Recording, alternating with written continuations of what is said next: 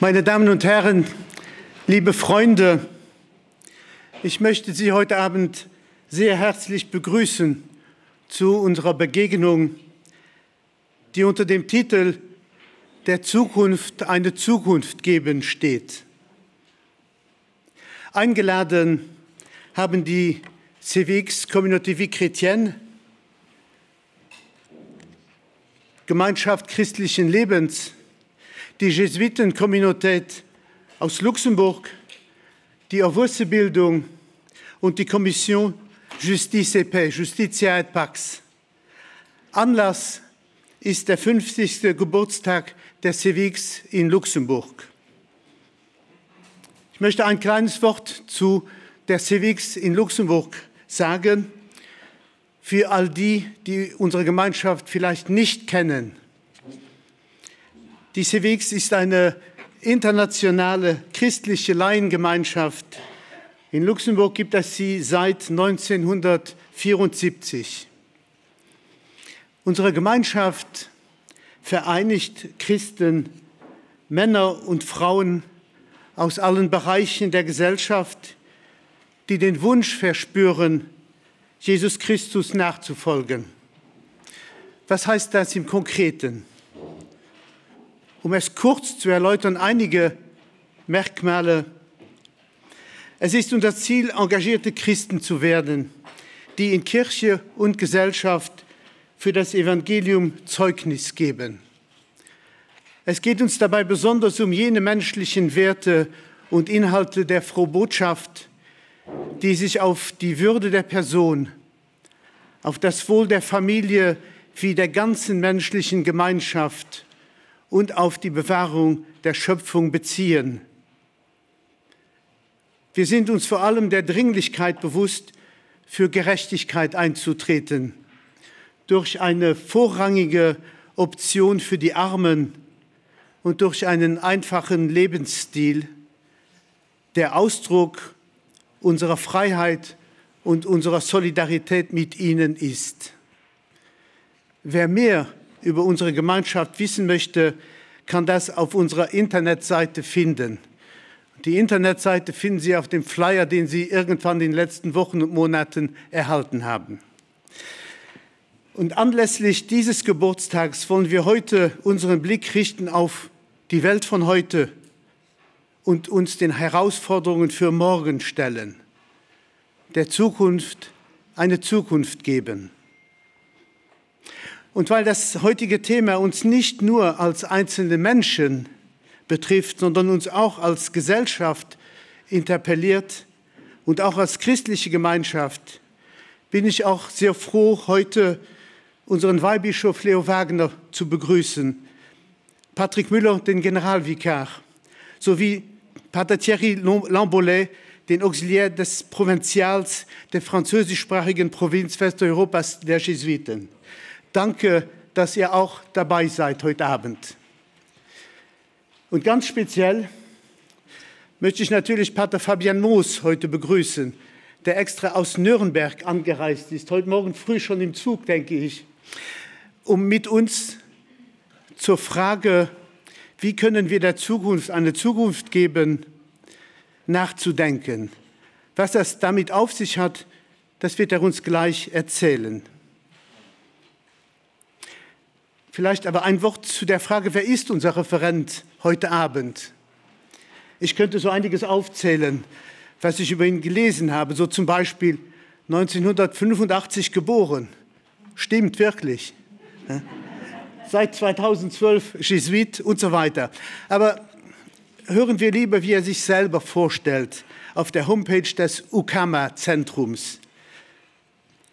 Da sagt er auch, seit 2012 bin ich Jesuit, als Freiwilliger im Flüchtlingsbereich und ökologisch Interessierter hatte ich 2015 einen kontemplativen Schock beim Lesen der Enzyklika Laudato Si von Papst Franziskus. Es wurde mir schlagartig klar, die soziale und die ökologische Krise hängen eng zusammen und haben einen spirituellen Kern. Und uns bleibt wenig Zeit, um unsere Gesellschaft tiefgreifend zu transformieren. Vor diesem Hintergrund habe ich den Ruf verspürt, mich als Christ für eine zukunftsfähige Welt einzusetzen. Seitdem begeistere ich mich für Menschen, Orte, Ansätze und Initiativen, die bereits tatkräftig und hoffnungsvoll dabei sind, die Welt von morgen aufzubauen.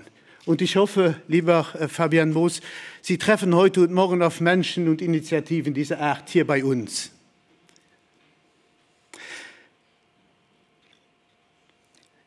Pater Moos ist auch Gymnasiallehrer für Französisch und Spanisch, hat sein Theologiestudium in Paris absolviert und während dieser Zeit im Campus der Transition gelebt, südlich von Frankreich. Das ist eine junge, alternative Hochschule, an der die große Transformation für Masterstudierende und beruflich Umsattelnde unterrichtet wird.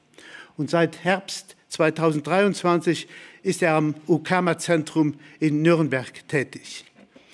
Er hat auch ein Buch geschrieben, Der Zukunft eine Zukunft geben, ist der Titel. Eine Spiritualität der sozial-ökologischen Umkehr. Zurzeit leider vergriffen. Anscheinend ist eine zweite Edition in Arbeit, habe ich in Erfahrung gebracht. Aber man kann das Buch in digitaler Form kaufen. Hat auch verschiedene Artikel geschrieben, aber das würde uns jetzt zu weit führen. Es ist immer dieselbe Fragestellung, die ihn umtreibt. Lieber Fabian Moos, ich bin Ihnen sehr dankbar, dass Sie trotz vieler Arbeit im UKAMA-Zentrum sich die Zeit genommen haben, für diese 2 Tage zu uns nach Luxemburg zu kommen. Zum Thema vielleicht ganz kurz von meiner Seite aus nur diese kleinen Hinweise. Es ist ja für uns alle klar, dass Ökologie das Thema in letzter Zeit aus den Schlagzeilen verschwunden ist. Beispiel: Die UNO-Klimakonferenz COP29 beginnt am nächsten Montag in Baku und ist kaum noch eine Schlagzeile wert. Und doch ist es klar, es besteht dringender Handlungsbedarf. Unserer Welt geht es nicht gut. Davon werden wir noch mehr hören. Letztes Jahr, bei Gelegenheit der COP28, die im Dezember in Dubai tagte, hat Pater Fabian Moos zusammen mit seinem Mitbruder Xavier de Benazet tägliche Gebetsimpulse für die COP28 gestaltet. Und die konnte man dann nachlesen, mitverfolgen, mitbeten. Hier einige Auszüge. Pater Moos ist ein Mensch, der klare Worte spricht. Er sagt zum Beispiel in diesem Kontext, wir brauchen einen tiefgreifenden kulturellen Wandel, der uns von einer Mentalität der Ausbeutung zu einer fürsorglichen Liebe zu dieser Schöpfung führt. Einer, der uns aus der Sklaverei des Konsums zu einer freudigen Einfachheit des Lebens führt. Viele Ängste, die in der Öffentlichkeit geäußert werden, drehen sich darum, etwas zu verlieren, ohne dass wir uns das Leben nicht vorstellen können. Wie etwa, und das ist eher auf Deutschland abgestimmt, wie etwa die Freiheit, auf unseren Autobahnen so schnell zu fahren, wie wir wollen. Aber manchmal vergessen wir, dass es in anderen Teilen der Welt im täglichen Kampf ums Überleben und um ganz grundlegende Bedürfnisse wie Nahrung, Unterkunft oder Gesundheit geht. Und wir vergessen auch, dass künftige Generationen nur dann Freiheiten haben werden, wenn wir jetzt bereit sind, unsere Freiheit etwas einzuschränken, in einem Akt der Verantwortung und Liebe. So wie Eltern, die um ihrer Kinder willen auf ihre Wünsche und Bedürfnisse verzichten. Das haben Sie, lieber Fabian Moos, vor einem Jahr geschrieben. Was möchten Sie uns heute mit auf den Weg geben? Danke.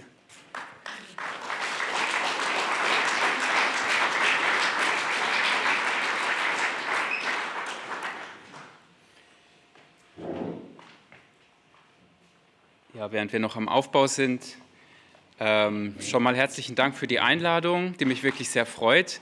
Ich bin tatsächlich zum ersten Mal in Luxemburg und es ist eine sehr schöne Gelegenheit.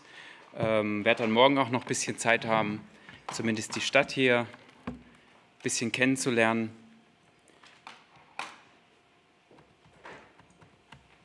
Das ist schon zu weit eigentlich.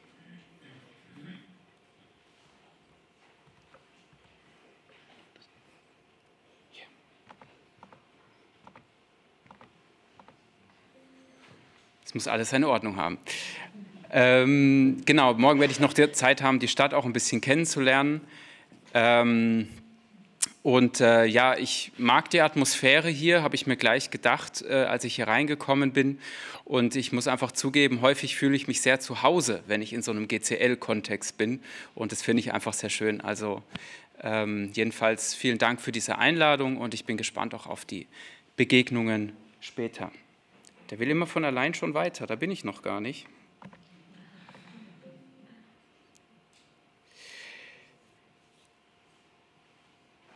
Jetzt bleibt es hier. Ja, ich möchte noch also vielen Dank für diese wertschätzende Einleitung auch von René, vielen Dank. Ich kann gleich noch hinzufügen, diesen Prayer Guide, wurde wieder erstellt, auch für die diesjährige Weltklimakonferenz. Also Sie finden das auf der Seite der Jesuiten in Brüssel, Jesuit Climate Campaign. Und wir haben das auf Englisch gemacht, aber das ist auch auf Deutsch und auf Französisch mittlerweile verfügbar. Also das sind knappe Informationen über die Weltklimakonferenz und dann so ein Prayer Guide, wo man jeden Tag einen kurzen Impuls hat und auch zum Beispiel Vorschläge für die Fürbitten am Sonntagsgottesdienst. Da kann man nämlich auch für die Weltklimakonferenz beten, jetzt im ganzen November. Und das einfach in der eigenen Pfarrei mitbringen und fragen, können wir das auch noch reinnehmen. Weil ich finde, es wird viel zu wenig in Anliegen der Schöpfung gebetet im gemeinschaftlichen Gebet. Und dadurch kann man Dinge auch sichtbar machen. Aber das habe ich jetzt nur noch eben hinzugefügt. Also das war nicht nur letztes Jahr, sondern auch dieses Jahr. Mein Ziel für heute Abend ist ganz schlicht, ein bisschen dazu beitragen zu können, dass Sie Lust haben auf die Perspektive der Transformation. Wenn mir das ein Stück weit gelingt, dass Sie am Abend hinterher rausgehen und sagen, ja, das ist eine interessante Perspektive, da habe ich irgendwie so ein bisschen Lust drauf, dann würde ich mich freuen.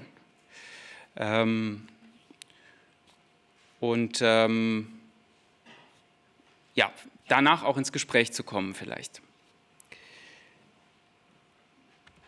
Das habe ich mit Ihnen vor, also mich erst noch mal selbst ein bisschen vorzustellen und wo ich herkomme. Ich finde das immer auch ganz wichtig, wenn jemand spricht, von woher spricht er eigentlich, ja?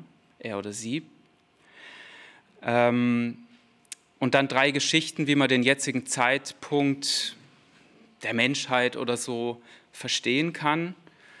Dann etwas über diese Perspektive der Transformation. Und der eigentliche Schwerpunkt wird aber dann dieser 4. Punkt sein. Ein christlicher Blick, ein ignatianischer Blick auf das, wie man sich vielleicht spirituell orientieren kann in diesem Kontext.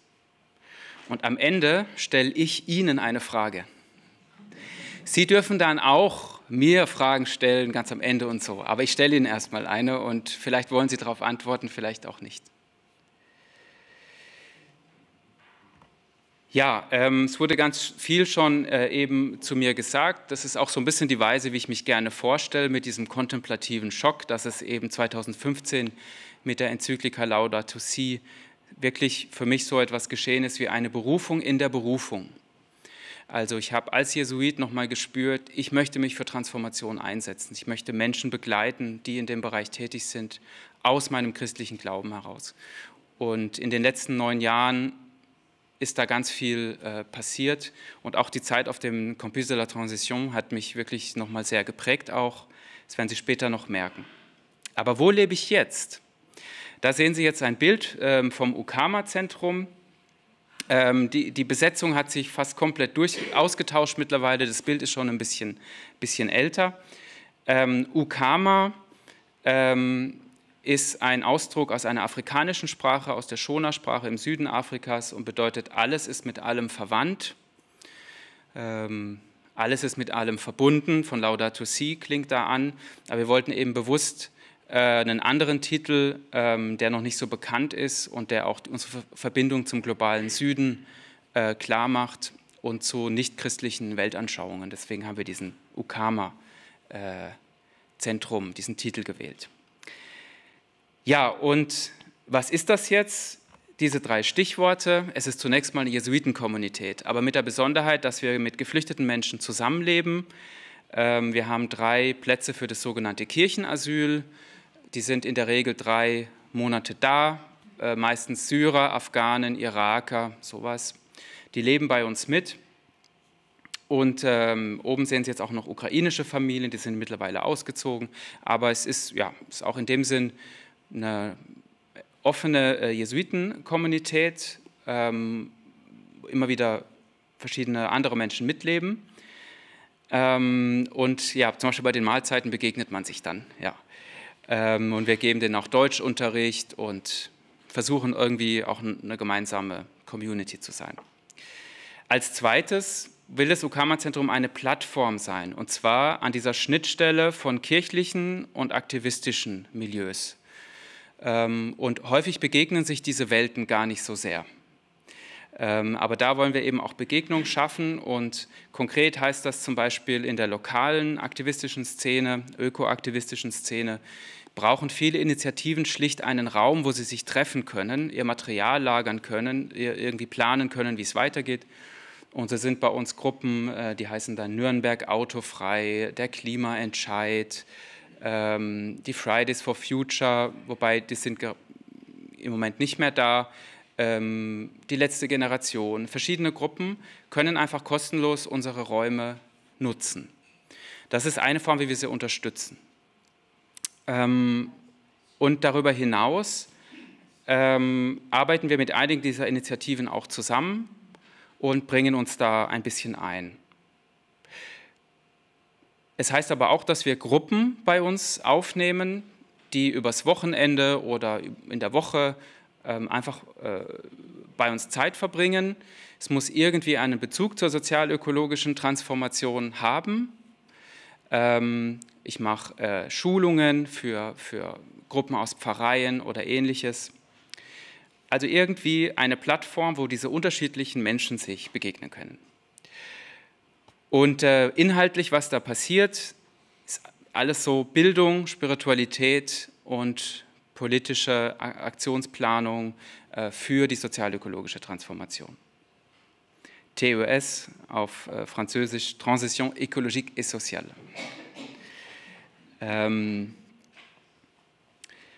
Ja, so viel erstmal dazu. Kann ich gerne auch auf Nachfrage persönlich noch ein bisschen mehr davon erzählen. Dieses Zentrum gibt es jetzt seit 2,5 Jahren. Das ist im ehemaligen Noviziat angesiedelt. Das heißt, wir haben ganz tolle Räume. Ich habe 15 Zimmer, bin auch Gästepräfekt. Und genau, also wir haben 15 Zimmer, die wir auch verwenden können für Gruppen. Und das ist sehr praktisch. Und selbst lebe ich da jetzt eben seit einem Jahr, etwas mehr als einem Jahr, mit. Von dort her komme ich jetzt. Das heißt, ich bin viel in Kontakt mit Menschen, die etwas verändern wollen, die eine gewisse Klarsicht auch haben davon, dass etwas verändert werden muss. Und mit denen zusammen wollen wir einfach auch einen Beitrag leisten für Veränderung. Kommen wir jetzt zu dem zweiten Punkt. Wie könnte man denn diesen historischen Zeitpunkt, an dem wir jetzt sind, in eine Story packen, in eine Geschichte, in ein Narrativ? Und ich möchte Ihnen 3 solche Geschichten vorstellen, mit denen Sie wahrscheinlich allen 3 etwas anfangen können oder erkennen das vielleicht wieder auch von sich selbst. Die erste ist schlicht und einfach Business as usual. Es ist so, wie es gestern war. Es wird auch morgen eigentlich so sein wie jetzt. Es funktioniert ja alles. Wir sind alle heute Morgen aufgestanden, das Haus stand noch, der Spiegel ist noch da, das Wasser ist noch da, der Tag geht los. Sie konnten problemlos hierher kommen, Sie sind jetzt hier. Irgendwie geht ja alles weiter. Irgendwie ist doch alles normal. Aber Business as usual heißt auch jetzt so als Story, das Gesellschaftssystem, das Wirtschaftssystem ist, wie es ist und eigentlich kann es auch nur so sein. Also groß über Veränderung nachzudenken bringt nichts, es ist ja, wie es ist, ja? So wie ein Naturgesetz.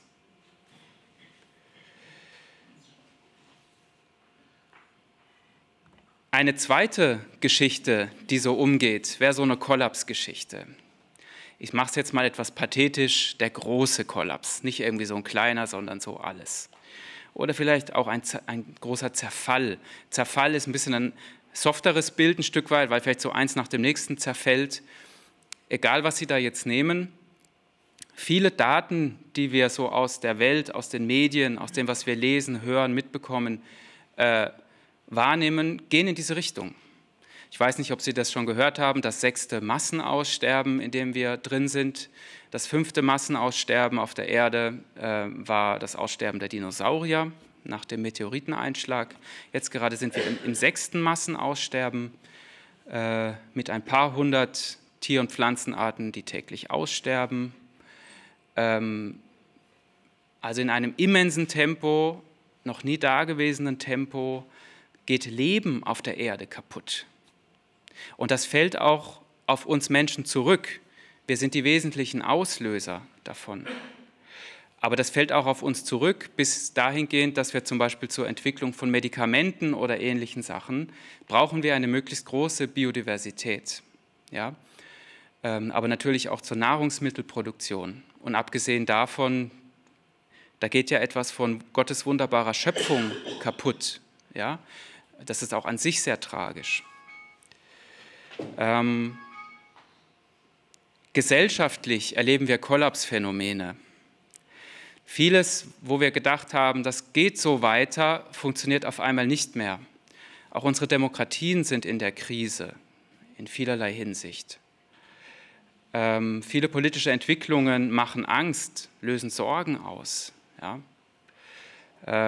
Diese Woche war in Deutschland eine sorgenvolle Woche. Eine Bundesregierung, die plötzlich sagt, es geht nicht mehr. Es ist jetzt nicht gleich der große Kollaps, aber es ist sozusagen, es sind diese Krisenphänomene, die auch da sind. Wahl in den USA. Beziehen Sie es auf das, was Sie wollen. Sozial, demokratisch, ganz viele Phänomene. Der Klimawandel. Was da auf uns zukommt, wenn die Kipppunkte überschritten werden, die Tipping Points.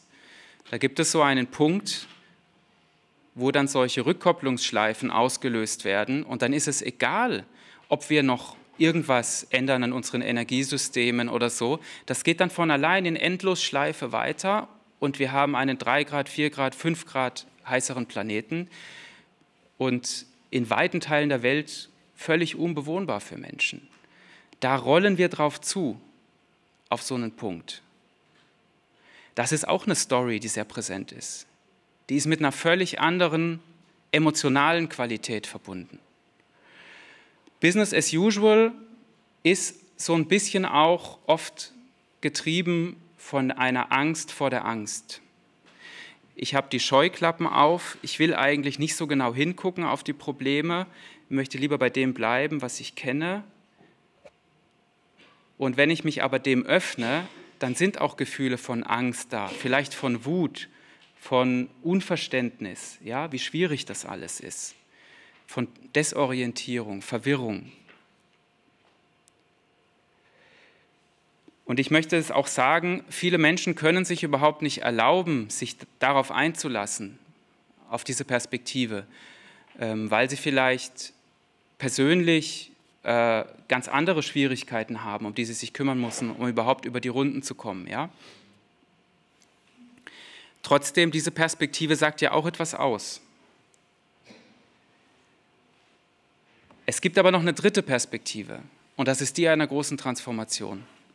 Nach dieser Geschichte, nach dieser Story ist es so, dass wir gerade an einem wichtigen Punkt in der Menschheitsgeschichte sind, wo etwas Neues beginnt. Es hört etwas Altes auf, aber auch etwas Neues beginnt.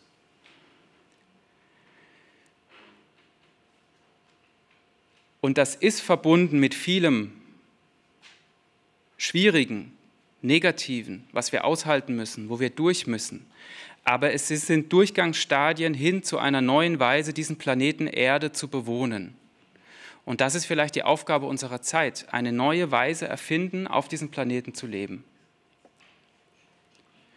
Innerhalb der planetarischen Grenzen, ich weiß nicht, ob Sie das kennen, die neuen Belastungsgrenzen der Erde, das Klimasystem, die Wassernutzung, die Biodiversität, all diese Dinge.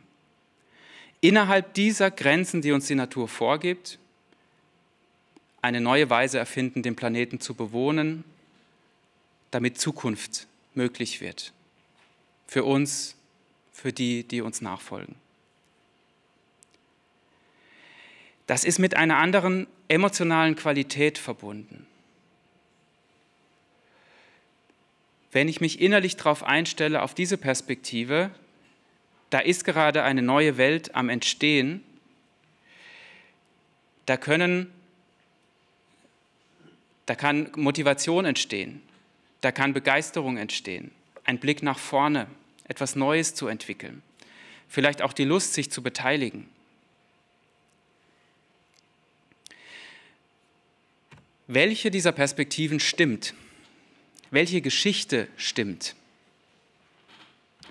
Stimmt es, dass sowieso alles weitergeht wie bisher und wir haben, wie dieses Pferd, was einfach so die Pferde in ihrem Trott die Scheuklappen aufhaben, geradeaus weitergehen? Stimmt diese Geschichte? Oder stimmt diese Geschichte mit dem Zerfall und irgendwann wird die Erde so aussehen mit irgendwelchen Resten einer Menschheit, die da mal irgendwann war? Wir hinterlassen einen Haufen Müll, aber von uns ist nichts mehr übrig. Oder stimmt diese Geschichte? Und wir sind gerade in dieser Phase zwischen der Raupe und dem Schmetterling, wo wir was aushalten müssen, wo wir abwarten, aber etwas Neues entsteht. Da muss Zelle für Zelle der Raupe muss absterben. Das ist anscheinend wirklich so ein biologischer Prozess. Und das kann man nicht abkürzen, das dauert seine Zeit und am Ende kommt ein völlig anderes Wesen raus und es gibt auch keine Abkürzung dafür. Welche dieser drei Perspektiven stimmt? Naja, die Antwort ist einfach alle drei und keine davon. Also man kann es nicht sagen, wir wissen es nicht. Aber meine Einladung und warum ich das hier erwähne ist, ich möchte Sie einladen, diese Perspektive der großen Transformation zu wählen. Wenn ich morgens aufwache und mir sage, hey, wir sind gerade in einer wahnsinnig spannenden Zeit der Menschheit, können uns einbringen, die Welt von morgen mitzugestalten. Und dann schaue ich auf die Sachen, die schwierig sind. Das ist nämlich nicht ausgeklammert. Große Transformation heißt nicht, es gibt keine Dinge, die aufhören, es gibt keine schwierigen Sachen. Nein, das heißt es nicht. Das ist Teil dieser Perspektive. Und genauso brauche ich manchmal Momente, wo ich irgendwie beruhigende Dinge tue, was weiß ich, da höre ich dann irgendwelche Podcasts oder sowas oder verbringe einen Tag im Wald oder so und mache einfach was ich kann, was ich kenne. Ja? Ich muss manchmal auch in ein Business as usual, natürlich, und muss mich da wieder runterfahren. Aber was ist so die Grundentscheidung? Also das war jetzt eine lange Vorrede, aber um einfach zu sagen, eigentlich ganz ignatianisch, es gibt manchmal so Entscheidungen. Da setzt man auch was in die Welt und dadurch verändert sich was in der Orientierung. Wenn ich jetzt so eine Perspektive ernst nehme, okay, große Transformation. Was heißt denn das jetzt eigentlich, große Transformation? Es gibt seit Jahrzehnten eine Forschung dazu, deutschsprachig, englischsprachig, französischsprachig, Grande Transition, große Transformation, sozial-ökologische Transformation, der große Wandel. Da gibt es verschiedene Titel für das Ganze. Was ich gerne sage, um das ein bisschen klarer zu haben, ist, Sie können sich vorstellen, wir reden von der Energiewende, von der Ernährungswende, von der Mobilitätswende, wie wir uns fortbewegen, von einer industriellen Wende, von einer urbanen Wende. Im Prinzip die Summe all dieser Wenden, das wäre so eine große Transformation. ein total großes Megaprojekt. Keiner weiß, wie es geht. Wirklich nicht. Aber das ist die Aufgabe, die uns bevorsteht. Und ich glaube, das ist eine spannende Sache. Und jetzt komme ich nochmal zu diesem Transformationscampus, Campus de la Transition. 70 Kilometer südlich von Paris. Und dort hat eben gegründet von einer Ordensschwester, Cécile Renoir, und ihren Freundinnen, die haben diesen alternativen Hochschulcampus gegründet und unterrichten dort die große Transformation. Das heißt, es gibt Studierende im Master, die kommen dorthin für 5 Tage, für 3 Tage, für 2 Wochen bis hin zu 6 Wochen und bekommen dort einfach so eine Einführung in die große Transformation.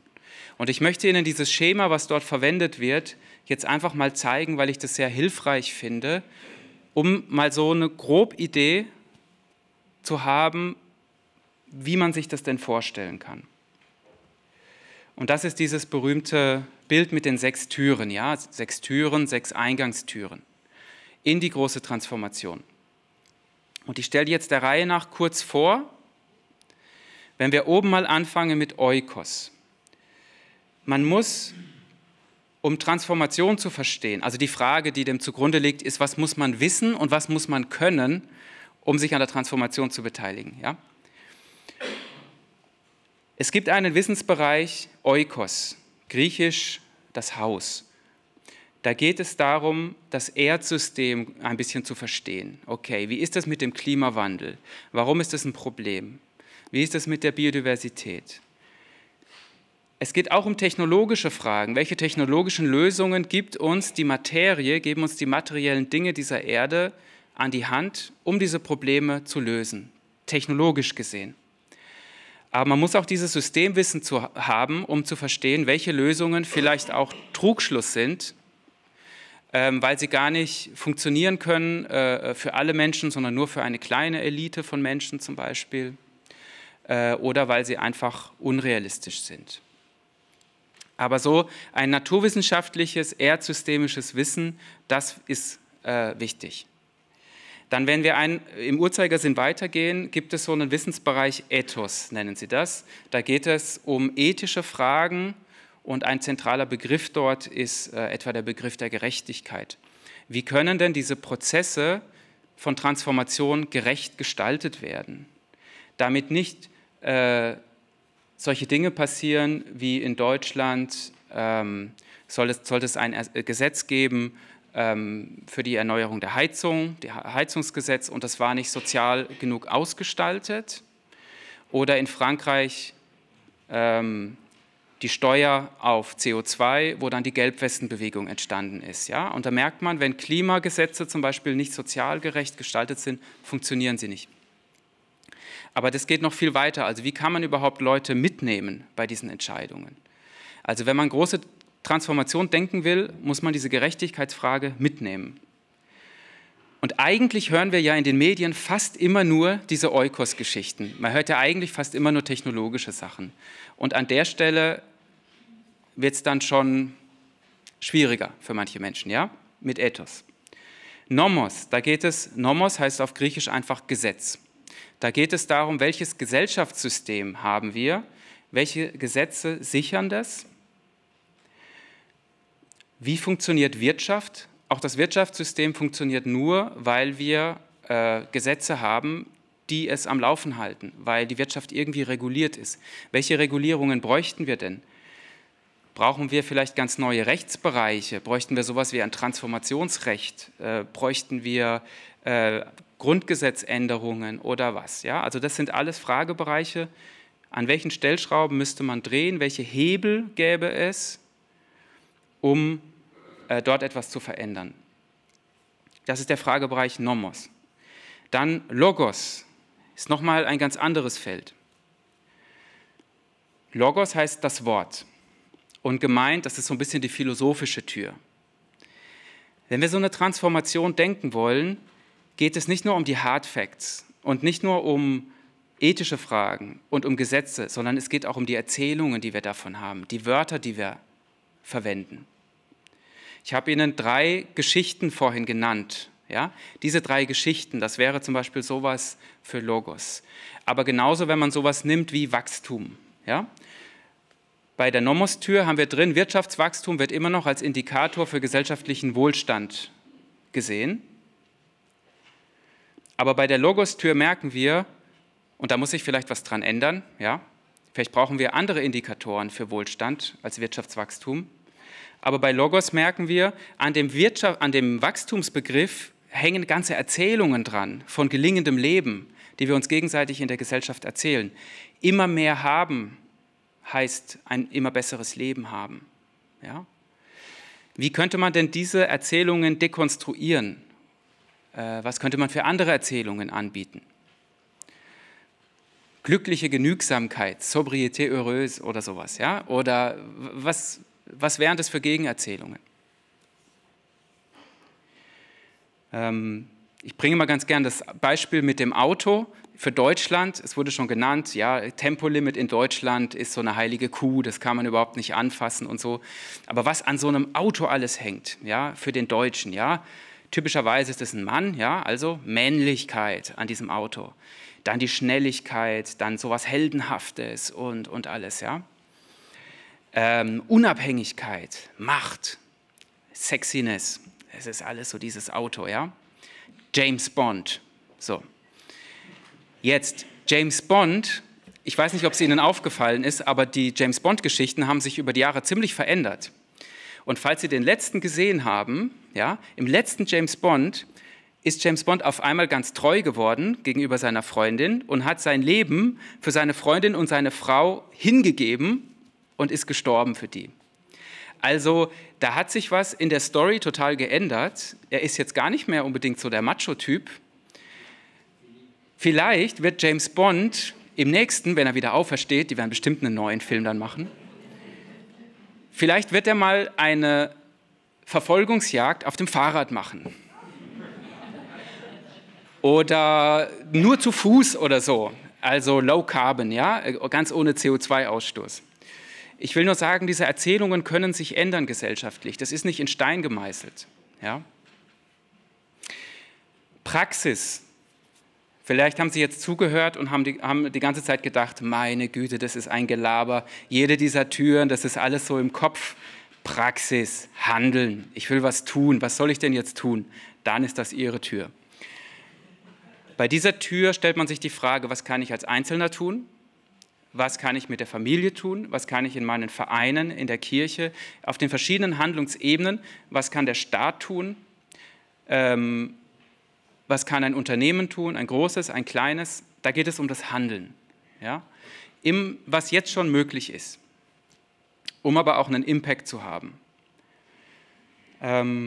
Und zu guter Letzt gibt es eine 6. Tür, Dynamis, das heißt einfach die Kraft. Ja? Im Evangelium ist ja Dynamis auch so ein Wort für diese Machttaten Jesu, ne? für die Wunder quasi, die er wirkt. Ich finde das super spannend, dass im säkularen Frankreich, natürlich ist es von der katholischen Ordensschwester mitentwickelt worden, aber dass das ankommt, dass das angenommen wird und dass das dort unterrichtet wird. Es gibt für diese große Transformation eine spirituelle Eingangstür.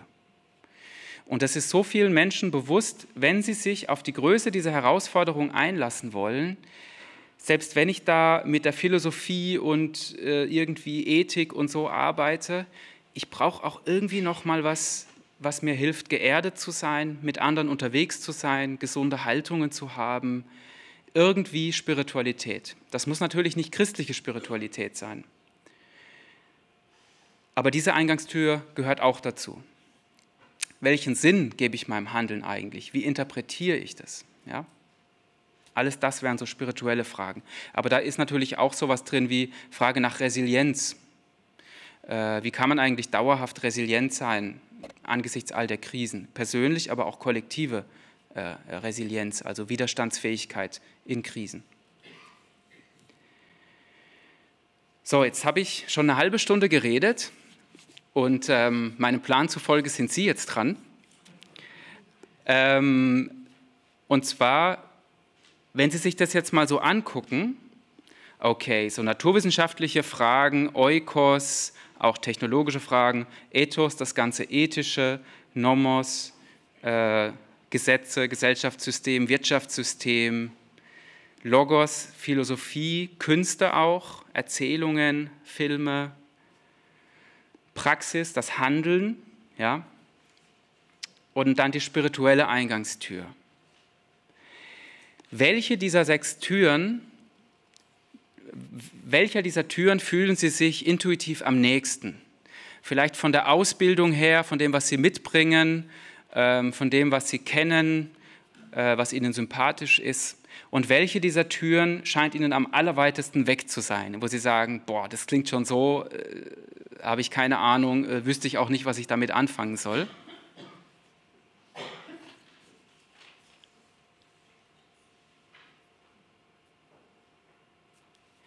Und dann bitte ich Sie einfach mit Ihrem Nachbar oder Ihrer Nachbarin ins Gespräch darüber zu kommen. Und ich werde zum Abschluss klingeln und dann haben Sie noch 10 Sekunden oder so und dann hören Sie auf. 5 Minuten.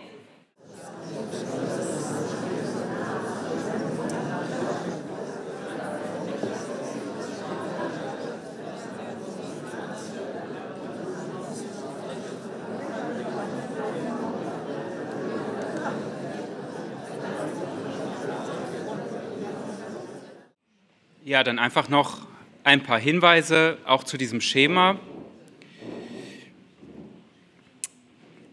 Ich finde das so hilfreich, dieses Schema, weil es zeigt, dass wir einander brauchen. Also vielleicht habe ich einen Schwerpunkt in einem bestimmten Bereich, wo ich mich einbringen kann, aber das zeigt auch, es braucht das Zusammenspiel dieser verschiedenen Rollen für die Transformation und ich kann vielleicht auch anderen ihren Raum lassen. Ja, wenn ich mich total für Logos interessiere und für diese ganze Philosophie und jemand, der ganz in Oikos ist, findet das alles komisch und andersrum. Ja? Also man kann voneinander lernen und wir brauchen uns da auch gegenseitig. Und das Zweite ist, ich möchte einladen, ein Grundverständnis von Transformation sollte man schon haben, wenn man sich da einbringen will. Ich weiß ja nicht, ob Sie es wollen, aber vielleicht gehen Sie am Ende so raus und wollen das wäre schön. Dann ist es tatsächlich gut, Grundkenntnisse in allen 6 Bereichen zu haben und nicht nur in seinem eigenen Saft, sage ich mal, zu bleiben. Also deswegen finde ich dieses einfach ganz hilfreich.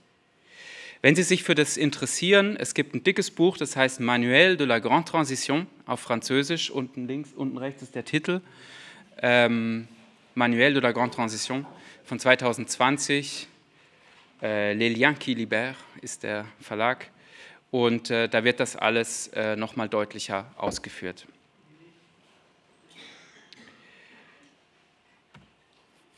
Der Untertitel des heutigen Vortrags heißt Spirituelle Aspekte der sozialökologischen Transformation. Deswegen möchte ich jetzt im zweiten Teil des Vortrags diesen Schwerpunkt legen auf die spirituellen Aspekte aus einer christlichen Perspektive. Wir Christen und Christinnen werden nicht die einzigen sein, die sich bei dem Ganzen beteiligen. Wir sind wahrscheinlich insgesamt eine Minderheit, aber ich glaube, wir haben Eigenes, was wir einbringen können und was auch durchaus angenommen wird, ist meine Erfahrung.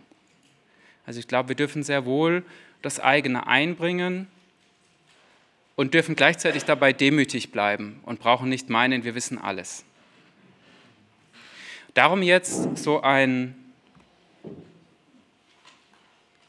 Blick auf diese Tür Dynamis. Zunächst, was meine ich mit Spiritualität in diesem Kontext? Es gibt tausende Definitionen von Spiritualität.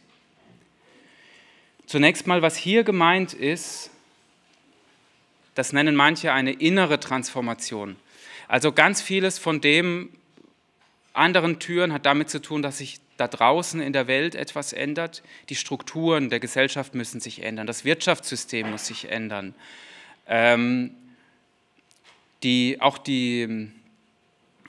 technologischen Fragen, alles Mögliche, das betrifft alles diese äußere Welt.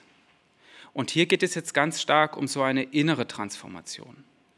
Dass wir auch, wie wir uns selbst verstehen, dass sich da irgendwie was weiterentwickeln darf. Und was meine ich mit Spiritualität? Ich würde einfach sagen, es geht um die Sinndimension. Was gibt meinem Leben Sinn? Welche Haltung habe ich? Welche Haltung im Leben? Haltung gegenüber den Dingen, Haltung gegenüber anderen Menschen? Und welchen Beziehungsstil? Und das ist so eine fundamentaltheologische These, die ich hätte. Das, was uns Jesus gebracht hat, der irdische Jesus, ja, der in Nazareth durch die Gegend gelaufen ist, was er uns gebracht hat, er zeigt uns einen Beziehungsstil. Und wenn wir davon reden, Jesus nachzufolgen, dann sollen wir seinen Stil nachahmen, wie er mit anderen Menschen in Kontakt ist, die Ärmsten ins Zentrum stellt und die Schwächsten. Vergebung, Versöhnung, all diese Sachen. Aufruf zur Umkehr auch. Diesen Beziehungsstil hat uns Jesus gebracht. Und alles das ist für mich Spiritualität. Sinn, Haltung, Beziehungsstil. Und ich stelle das ganz gerne in diesen 3 so Stufen dar. Es gibt so eine Spiritualität, die gibt mir Halt, ja, die gibt mir Halt, da stehe ich auf etwas oder bin verwurzelt oder ich weiß nicht, welches Bild Ihnen da hilft. Dann auch eine Haltung, die mir das gibt. Vielleicht ein Aufrichten, auch das Demütige, ja. Die Haltung, mit der ich in Konflikte gehe, die Haltung, mit der ich auf andere zugehe. Und dann, immer mit dieser Wortwurzel des Haltens, ja, da ändert sich auch mein Verhalten. Und das betrifft auch die Fragen des Lebensstils, etwa des ökologischen Lebensstils. Ja? Wie gehe ich dann mit den Dingen um? Wie gehe ich mit nichtmenschlichen Geschöpfen um? Mit anderen Menschen? Wie verhalte ich mich? Ja? Und da bin ich schon im Äußeren, aber das Äußere ist dann von etwas Innerem getragen. Und dann geht es bis zu den Verhältnissen. Wenn ich mit einer gewissen Haltung mich in politische Prozesse einbringe, kann ich auch auf Verhältnisse einwirken. Und deswegen ein Plädoyer, und ich denke, das ignatianische Instrumentarium ist wunderbar dafür, eben sich in der Spiritualität gut zu verwurzeln und so dann auch einzubringen in diese Prozesse. Ein christlicher Blick auf diese Transformation. Ich möchte jetzt so eine Reihe von Begriffen bringen, die Sie kennen aus der Spiritualität und aus der Theologie und für diesen Kontext anwenden. Umkehr. Ein ganz zentraler Begriff für Jesus, kehrt um und glaubt an das Evangelium. Und für mich hat das ganz viel damit zu tun, umzukehren zum Gott des Lebens, der das Leben will und das Leben in Fülle will.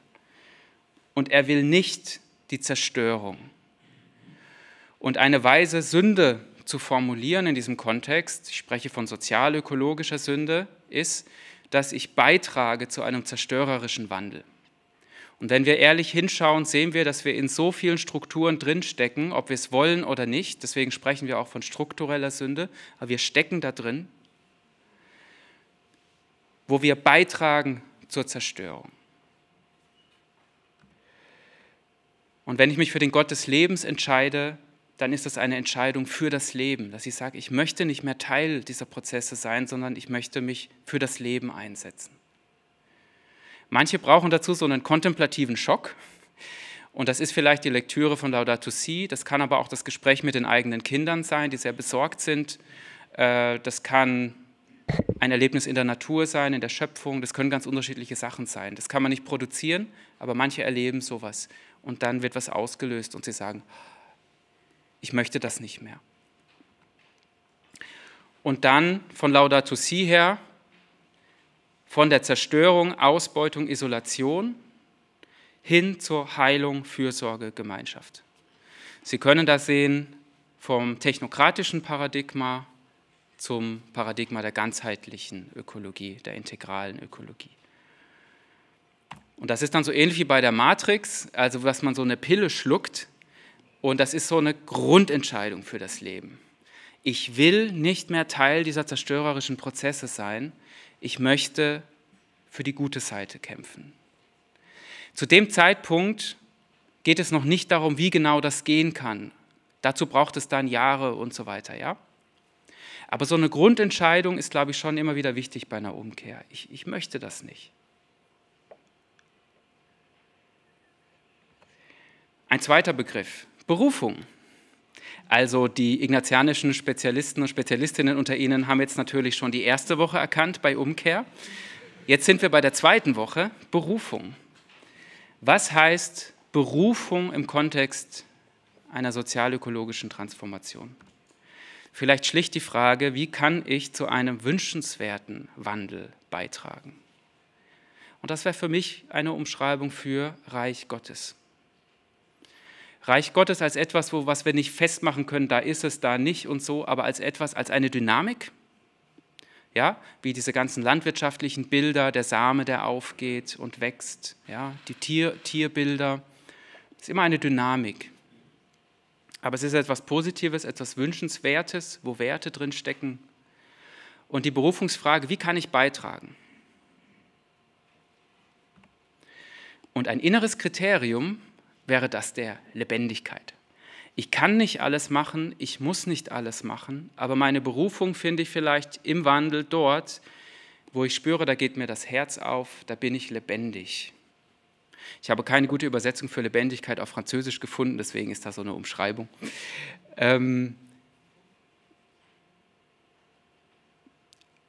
Lebendigkeit ist für mich auch die hilfreichste Übersetzung für den ignatianischen Trost. Zunahme an Glaube, Hoffnung, Liebe.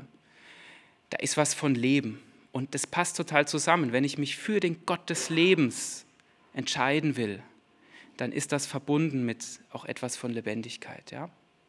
Innerlich. Ich muss nicht alles machen, ich kann nicht alles machen, aber wenn ich da so meine Berufung in dem Ganzen finde und mich dort einbringe, dann bin ich sozusagen auf dem Weg und kann etwas beitragen. Bin ich nicht mal wie das Kaninchen vor der Schlange. Schönes Bild, was ich im Internet gefunden habe.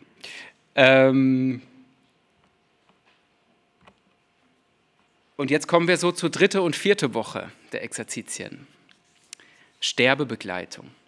Ich glaube, dass Kreuzesnachfolge in der heutigen Zeit ganz viel damit zu tun hat, dass wir viel aushalten müssen von diesen Sterbeprozessen, die im Moment passieren. Institutionen sterben langsam ab oder hören plötzlich auf. Kirchliche Situation ist nicht anders. Viele andere Institutionen und Bereiche, und das ist mit Verunsicherung verbunden, auch mit einem Trauerprozess, weil das sind ja auch sehr gute Sachen, die da aufhören. Ja? Und vielleicht heißt Kreuzesnachfolge, dass wir da in irgendeiner Weise in unserer Nachfolge ja, auch Sterbebegleiter und Sterbebegleiterinnen sind in diesen Prozessen. Das Mittragen, mit aushalten, wertschätzend, mit einer positiven Haltung, aber halt trotzdem ja, diesen Weg mitgehen. Das ist eine Konsequenz der zweiten Woche, das ist eine Konsequenz der Nachfolge. Aber das ist auch nicht alles.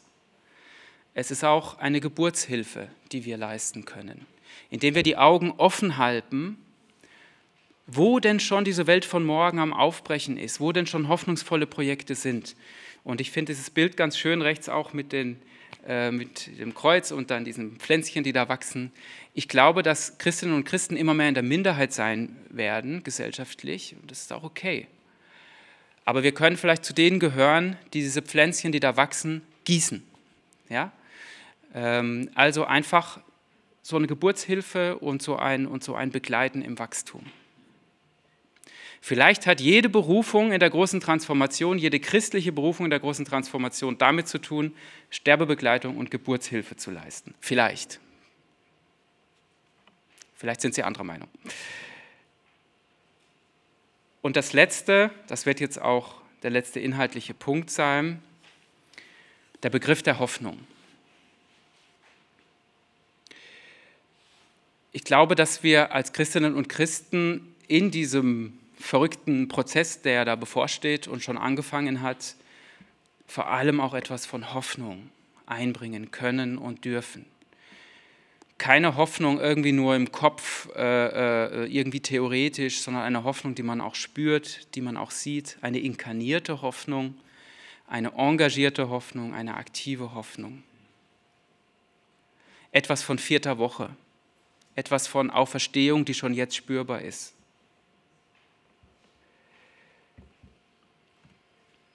Und ich möchte jetzt so 4 Sachen vorschlagen, wie so eine aktive Hoffnung aussehen kann.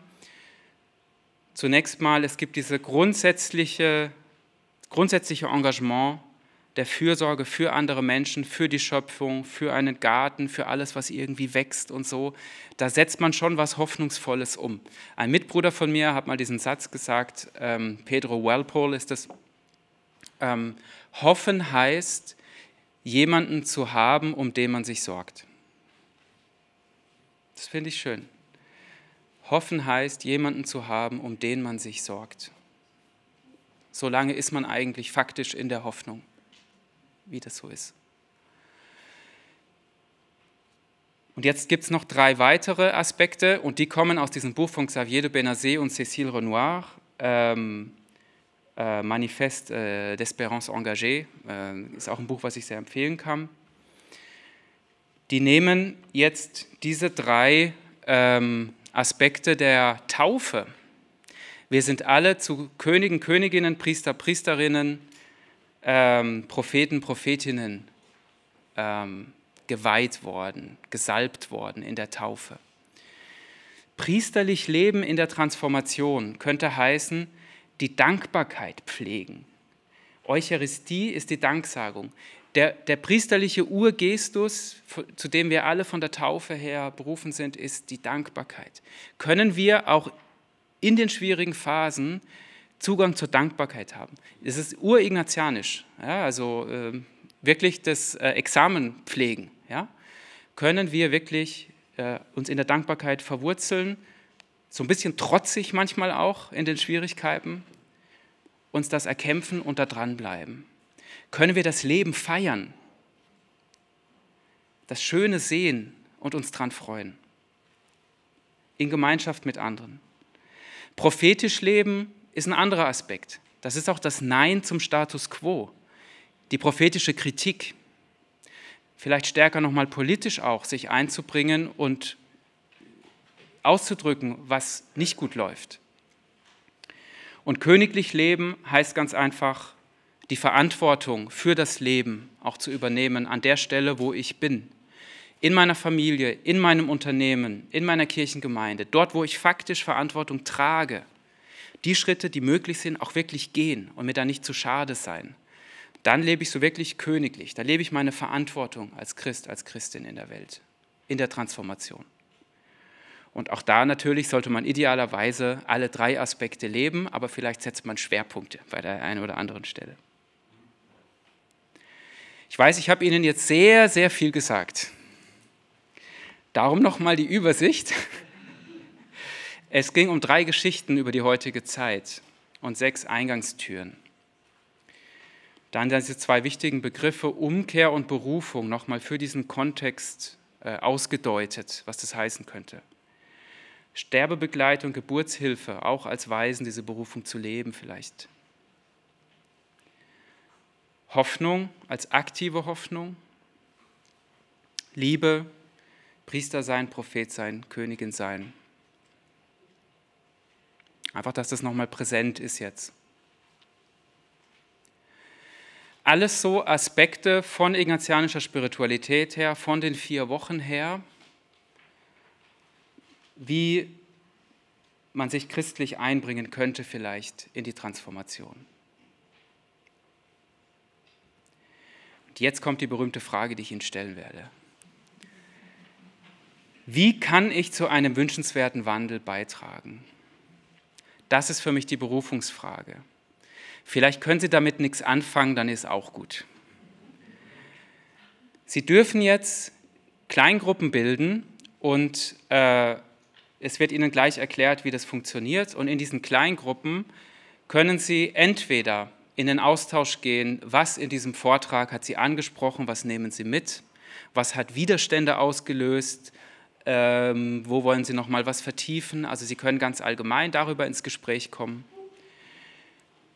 Aber Sie können auch, wenn Sie das wollen, diese Frage nehmen. Und ich habe die Worte sehr bewusst gewählt. Wie kann ich beitragen?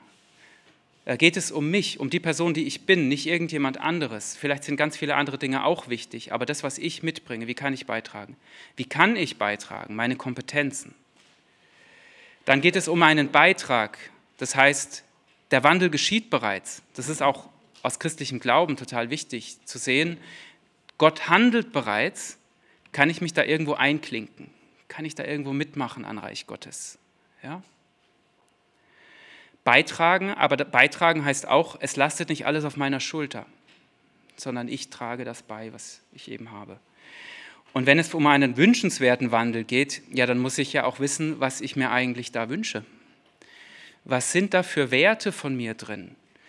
Was wäre denn für mich wünschenswert? Und natürlich muss man dann in den Dialog mit anderen Menschen gehen. Und vielleicht hat man gar nicht die gleiche Vision und muss miteinander sich dann austauschen. Aber ich glaube, das ist unheimlich wichtig, sich darüber auch Gedanken zu machen, ja, mit so einer Zieldimension. Und das sind also so jetzt Impulse zu dieser Frage. Also jetzt kommt die Anweisung, wie es technisch funktioniert, und dann haben Sie Zeit für den Austausch. Vielen Dank. Vielen Dank.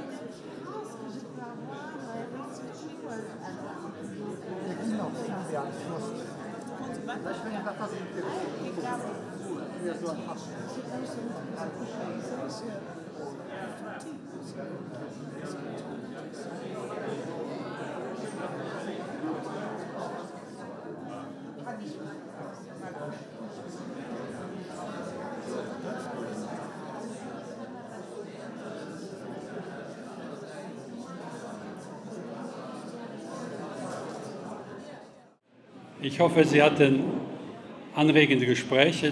Was wir so vernommen haben, vom Klang her scheint das der Fall gewesen zu sein. Und jetzt bitten wir die Vertreterinnen und Vertreter der Kleingruppen, die das möchten, bitten wir hierher ans Mikro. Da sind noch welche, die müssen ihren Schlusssatz noch finden. Also Vertreterinnen und Vertreter der einzelnen Gruppen, die das möchten, bitten wir ans Mikro. Ich erinnere nochmal an die 2-Minuten-Regel, die wir wirklich einhalten wollen, damit auch jede Gruppe drankommt und wir nicht noch nach Mitternacht hier tagen müssen oder nächtigen. Anschließend an diesen kurzen Statements, die Sie übrigens entweder in deutscher Sprache oder auch in französischer Sprache machen können, anschließend daran wird Fabian Moos nochmal reagieren. Und jetzt beginnen wir, ich meine, wenn die einzelnen Vertretungen und Vertreter sich hier aufstellen, dort auf beiden Seiten, dann geht das am schnellsten. Also der Erste ist der Erste. Wer möchte anfangen? Vertreterinnen und Vertreter der Gruppen. Es ist immer, ja, bitte, so. Allez-y. Je peux faire en français? Oui, bien sûr. Ok. Donc nous, on a évoqué le fait que d'un côté, il y a... Prenez le micro. Merci. Un peu plus. Voilà. Ah, ok. Donc, dans notre groupe, en fait, on a évoqué l'aspect du pessimisme ambiant qui est extrêmement plombant et qui donne, qui limite dans la capacité à se sentir habité d'espérance. Mais l'espérance, c'est donc en fait se soucier des gens qu'on aime, donc ça, c'est riche pour tout le monde. On a évoqué aussi le fait que l'image du papillon, on la regarde de l'extérieur, mais en réalité, on doit être chacun ce papillon, parce que ça n'est pas une option, cette transformation que nous devons vivre et que nous devons vivre ensemble. Et puis, la touche finale, c'est qu'en fait, il faut qu'on donne envie à nos jeunes, donc il faut qu'on soit plein d'émerveillement et de gratitude, parce que demain sera beau, parce qu'on y apportera nous. Voilà. Merci. Merci beaucoup.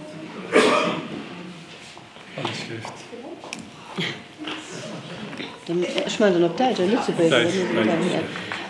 also wir hatten auch mit den schlechten Nachrichten, die man so viel hört, das ist uns so aufgefallen, dass man eigentlich jetzt heute eher nur Schlechtes hört und die Tendenz da ist, dass man das Gute überhört. Und man sollte wieder besser zuhören können. Mal auf die verschiedenen Meinungen hören und nicht nur die eigenen Meinungen dann so mit Vorurteilen schon in den Vordergrund stellen. Und was uns ein schönes Bild war, die Sterbehilfe. Viele Dinge sind am Aussterben. Und das Schöne ist dann, dass die Geburtshilfe dahinter kommt mit der kleinen Pflanze, die dann so wächst. Und das hat uns an die Kinder, die unsere Zukunft auch sind, erinnert. Und dass man ihnen auch wieder zuhören soll. Und dann wäre es vielleicht etwas einfacher. Merci. Und in unserer Gruppe wurde am Anfang erstmal auch festgestellt, dass eigentlich noch ein Begriff ein bisschen gefehlt hat. Und zwar, das ist die Harmonie, dass man harmonisch zusammen mit den Dingen umgeht, miteinander umgeht und die Dinge auch bearbeitet. Und ein zweiter Punkt, der sehr wichtig war uns in der Gruppe, war eben auch zu sagen, es gibt so viel Ungerechtigkeit und wie kann man was dagegen tun, die gesamte Verteilung und alles gerechter zu gestalten in unserer Welt und dass man manchmal das Gefühl hat, dass die Menschen von sich aus eigentlich gar keine Chance haben, aus den Bereichen, wo sie reingeboren werden, auch herauszukommen. Dann ging es aber schön weiter, weil nämlich eigentlich auch die Idee kam, eigentlich sollte man sich darauf konzentrieren, das Gute in den Menschen zu sehen und das gibt einem dann die Hoffnung, dass es trotzdem auch weitergeht. Man kriegt mit einem positiven Gefühl hinaus und kann dann sogar vielleicht auch Vorbild sein, weil die Vorbildfunktion ist unheimlich wichtig, weil man braucht nicht nur darüber reden, man muss die Dinge auch vorleben. Und das war so ein bisschen der Konsens in unserer Gruppe. Merci.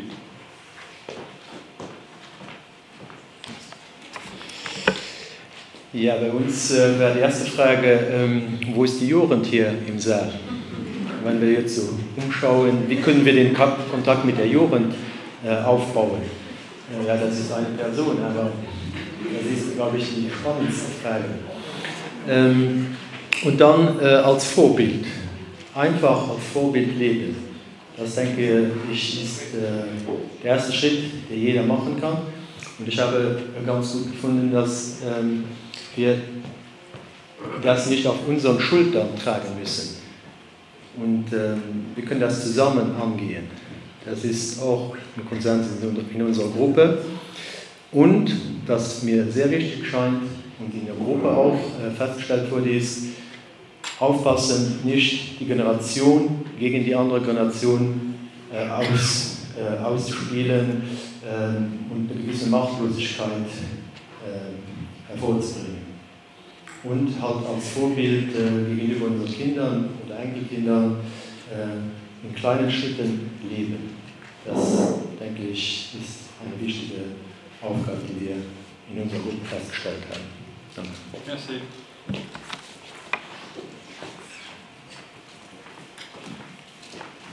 Donc, dans notre groupe, on a parlé un peu de l'espérance, comment être porteur d'espérance. Nous, on a été conviés pour témoigner auprès de couples en difficulté. persévérer dans nos choix écologiques.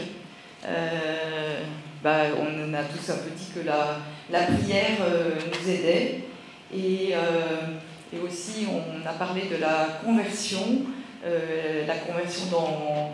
dans nos choix, et surtout plus la conversion intérieure. Ça c'est un combat de tous les jours, et c'est pas toujours facile, mais je crois qu'il faut y croire. Et donc on a terminé en disant chacun de nous apporte une petite goutte dans l'océan, mais si cette petite goutte n'était pas là, elle manquerait. Voilà. Donc je pense qu'on a tous une utilité, et on essaye d'être porteur de ce changement. Merci. Je vais faire en français aussi.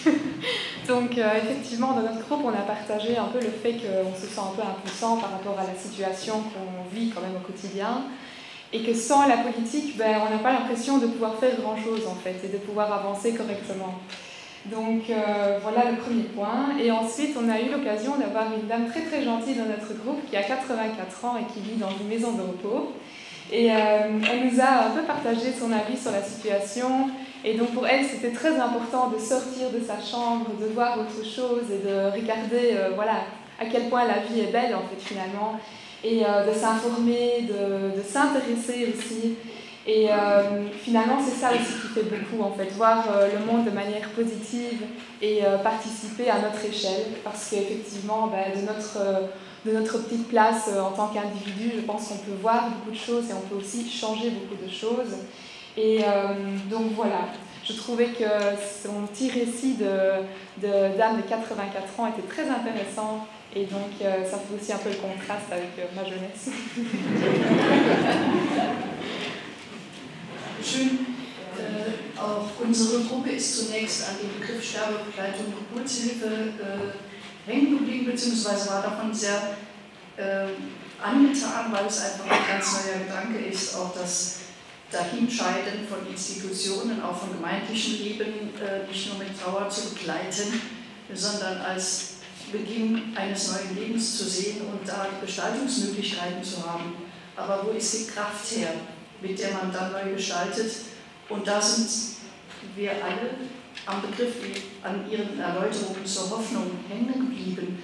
Wo nehme ich die Hoffnung her und was ist dann aus den Erfahrungen der Teilnehmer, was trägt die Hoffnung weiter? Und das war tatsächlich die Erfahrung, sich um andere sorgen, hält von Resignation ab.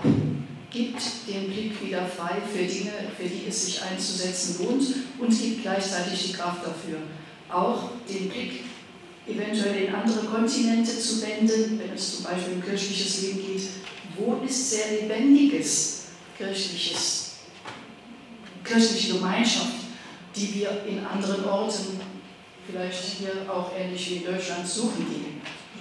Bewusst suchen gehen, wo ist die Lebendigkeit, und dann zu sagen, wir alle haben den Wunsch und auch die Kraft, etwas zu verändern. Und nicht nur die Jungen, die mit den Plakaten auf der Straße stehen, sondern all die vielen, die den Wunsch haben, so wie wir hier auch.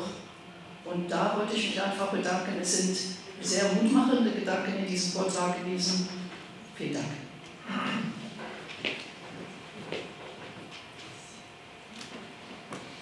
Bonjour, excusez ma voix est un peu cassée. Donc nous, on a parlé un petit peu de nos expériences, à chacun de contribuer un petit peu comme le colibri qui veut éteindre l'incendie, goutte par goutte.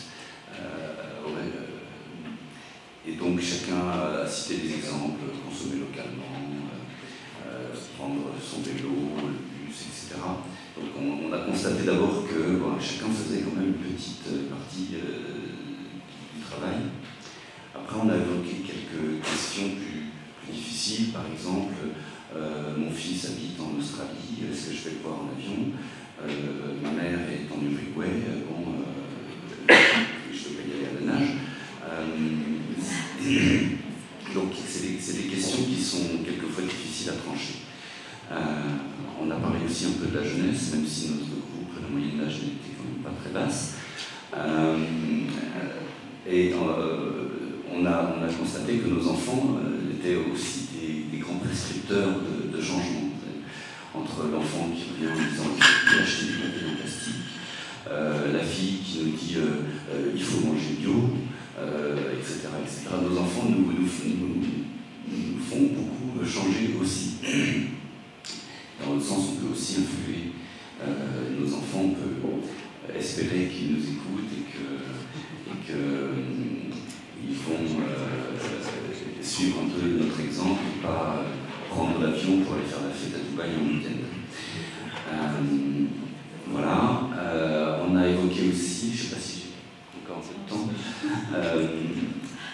les difficultés qu'on pouvait éprouver pour faire des grandes transformations, par exemple quand il s'agit de changer de voiture ou d'isoler sa maison, changer la chaudière. Ce sont des projets qui coûtent cher et quelquefois le pas est difficile à faire.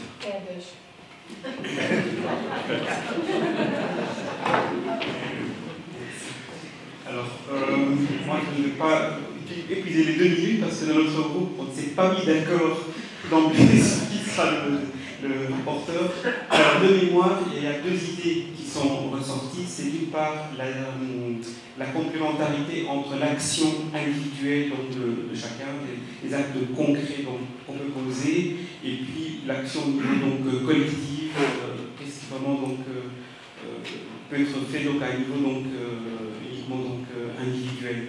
Et à ce niveau-là donc la présentation de Pernos qui a parlé donc dans la maison de la plateforme avec donc la rencontre avec donc d'une part donc les personnes chrétiennes et d'autres personnes donc éco-militantes. Donc on a trouvé voilà, là c'est aussi donc un lieu où il faut un échange à niveau donc voilà. Le trans.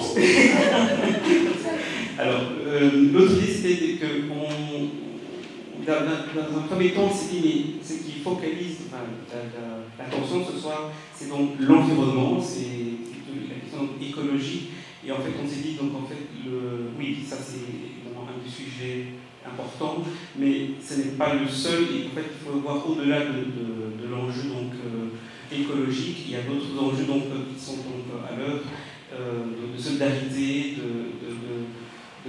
du rôle aussi donc de la femme. Et ça, donc, on pensait évidemment qu'on va encore des changements à faire aussi au sein de l'Église. Mais l'idée était que donc l'environnement seul se focalisait uniquement sur ce sujet ne suffisait pas. Il fallait donc avoir une... Ah, je l'ai passé 2 minutes. Merci.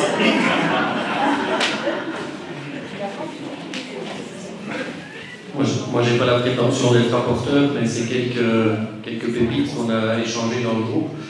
Alors, changement désirable, désir de changement, changer mon désir, tout ça est bien ignatien, mon père. C'est sans doute une question de conversion personnelle aussi et de se tourner personnellement vers la vie, comme vous l'avez dit. Qu'est-ce qui me donne la vie, qu'est-ce qui me fait vivre pleinement? Et on a évoqué une question de décision aussi, plus que de se laisser porter par un mouvement. Et l'un de nous a dit, c'est la décision de faire partie de ce peuple immense qui se lève, en notant qu'en chacun de nous est déposée une graine, il y a une expérience, il y a des convictions qui sont déjà à l'œuvre. Côté de la décision, on a été touché par ce que vous avez dit, la vocation. Donc, on ne peut pas tout faire, mais on peut décider de vivre pleinement certaines choses. Donc, être un gros colibri, quoi. Voilà, et vivre vraiment ce que j'ai choisi. Merci. Ja, wir haben also über die meisten Dinge auch so gesprochen, das sage ich jetzt nicht. Etwas, was vielleicht noch als Ergänzung ist, diese Idee, ja, die Natur zu fördern, zu schätzen und alles zu tun, dass die Natur überleben kann, mit der sicher alle einverstanden sind. Ganz konkret, was mache ich, wie zum Beispiel jetzt im Ukraine-Krieg? wenn es nötig ist, Waffen zu verwenden. Jede Waffe ist eine Umweltkatastrophe. Jede Drohne, die etwas, ein Kraftwerk kaputt macht, verursacht endlos Umweltschäden, die wahnsinnig kompliziert sind, wieder zu beheben, wenn überhaupt möglich. Heißt das, um die Natur zu schützen, lasse ich mich zum Beispiel überrollen? Oder wenn ich mich wehre, mache ich, also der Ort in Israel, überall jetzt so, es ist ja in jedem Krieg, das hat ja, also Ukraine ist nur ein Beispiel. Also immer dann, wenn ich eigentlich für das, was man glaubt, gerecht zu sein, kämpfen muss, zerstöre ich oft endlos viel Umwelt und bin in einem Dilemma. Das wollte ich noch kurz dazu erwähnt haben. So, sind wir durch oder gibt es noch Statements? Das scheint nicht der Fall zu sein. Vielen Dank, das war vom Disziplinarischen her exzellent. Ich hätte mir das nicht besser vorstellen können. Also vielen Dank. Fabian Moos.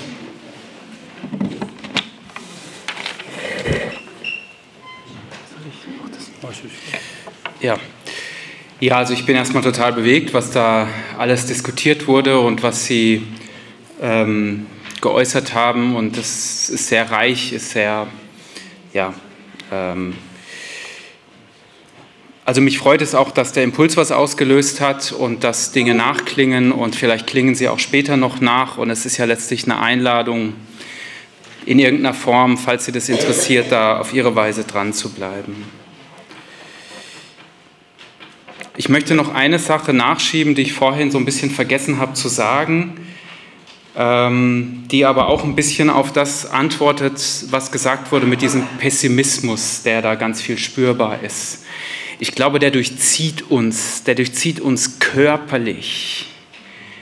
Also wie so ein kollektives Trauma oder ich weiß es nicht. Und ich glaube, als kontemplative Menschen, contemplativus in actione soll ja der ignatianische Mensch sein, ja, sind wir vielleicht auch contemplativus in transformatione. Und das heißt letztlich auch dieses ganze Dunkle und Pessimistische und was da so reinschwappt, mittragen, aushalten irgendwie. Ja? Und das geht halt, also da kann man nur durch, da kann man nicht dran vorbei. Also das ist einfach so diese spirituelle Aufgabe. Und ich finde so diese Definition von Transformation ganz schön, das habe ich so nicht vorhin eben gesagt, aber wenn eine Krise in Gestaltung umschlägt. Also ich habe eine Krise und ich entscheide mich zu irgendeinem Zeitpunkt gestaltend da was zu machen. Ich kann in Transformationen nicht alles am Reißbrett planen, sondern da bleibt ganz viel Unplanbares. Ja? Vieles, was ich auch einfach erleide. Aber in diesem Ich gestalte mit, da ist auf einmal was Aktives drin.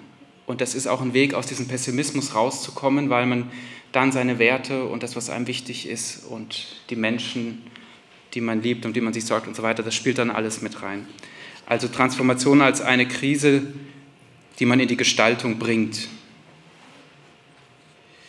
Ich gehe jetzt so ein bisschen einfach auf einzelne Punkte ein, die mich bewegt haben beim Zuhören. Bitte jetzt nicht enttäuscht sein, wenn ich auf andere nicht eingehe. Man sollte sich wieder mehr zuhören, finde ich auch. In Deutschland zum Beispiel oder in ganz Europa diese ganze Konfliktthemen mit den Landwirten im Bereich der Ernährungswende. Ich glaube, dass auch viele Städter, das zähle ich mich auch dazu, ganz wenig wissen, wie es Landwirten und Landwirtinnen eigentlich geht und wie schwierig da auch vieles ist. Und da eine Ernährungswende hinzukriegen, irgendwie gemeinsam. Ich finde, da könnten wir als Christinnen und Christen auch eine Synodalität mit Menschen außerhalb der Kirche leben. Ich glaube, das wäre voll im Sinne von Papst Franziskus. Räume des Zuhörens, Momente des Zuhörens. Wir haben auch ein ignatianisches Instrumentarium dafür. Ja, es muss nicht gleich eine voll ausgearbeitete Unterscheidung in Gemeinschaft sein, vielleicht auch so kleinere Formen. Aber hier so dieses Hören und Zuhören, und eben auch Synodalität nicht auf die Kirche beschränken. Es fehlt die Betonung der Harmonie miteinander. Da möchte ich einfach ergänzend noch hinzufügen, gerade die Konflikte werden die Herausforderung sein. Wie gehe ich denn vor, wenn es keine Harmonie gibt? Die mag ja so ein Endziel dann sein oder was, aber wie gehe ich denn vor, wenn keine Harmonie da ist, sondern der klare, deutliche, benennbare Konflikt? Sind wir auch wieder bei Papst Franziskus. Das ist nämlich auch was ihm sehr wichtig ist. Ja? Die Einheit ist wichtiger als der Konflikt, zum Beispiel, eines seiner Prinzipien. Ja? Wir sind als Christinnen und Christen, als Kirche oft schlecht im Behandeln von Konflikten. Ich selber wahrscheinlich auch. Aber vielleicht kann man da haltungsmäßig was beitragen. Also ich finde so dieses seine Feinde lieben ist immer noch genial, denn ich erkenne an, das ist ein Feind, der will etwas anderes als ich, der will etwas gegen mich und jetzt liebt den. So, viel Spaß. Aber das sind diese Paradoxien des Glaubens, sprich, ich soll vielleicht in ihm auch den Menschen sehen, auch den Bruder. Ich möchte jetzt keine ganze Predigt hinzufügen, aber ich glaube, Herausforderung der Konflikte ist eben auch da. Dann wurde relativ oft die Jugend erwähnt. Wo ist die Jugend im Saal? Meiner Erfahrung nach gibt es sehr viele junge Menschen, die sich um diese Sachen sorgen und einbringen. Die tun das einfach jetzt ganz, ganz mehrheitlich außerhalb von kirchlichen Strukturen. Meistens freuen die sich aber, wenn so Leute wie wir da einfach hinkommen, wo sie sind. Und zwar nicht mit der Haltung, jetzt komme ich als Kirche und ich zeige euch jetzt, wie das geht, sondern was ist es, was dich bewegt? Erzähl mir davon. Es interessiert mich, dein Kampf da. Was ist da? Auch erstmal ins Zuhören gehen. Da gibt es gleich eine Antwort. Ja.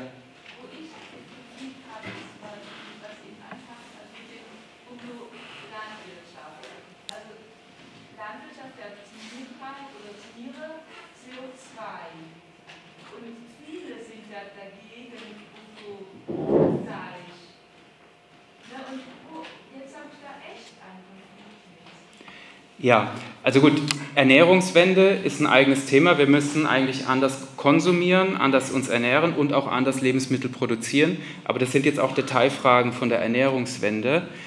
Da können wir vielleicht später auch noch drüber diskutieren, ja? Eher im Einzelgespräch. Aber grundsätzlich, also meine Überzeugung bis jetzt, ich versuche da auch mich eben ein bisschen reinzulesen und mit Leuten zu sprechen. Ich glaube, die Ernährung der Zukunft wird so laufen, dass wir schon viel mehr regional, saisonal uns ernähren und auch mit weniger Fleisch, weniger Tierprodukten. Aber es wird nicht alles Bio sein, es braucht auch nicht alles Bio sein, aber irgendwie ökologischer und so weiter. Und viele Landwirte sehen das auch und wollen das auch.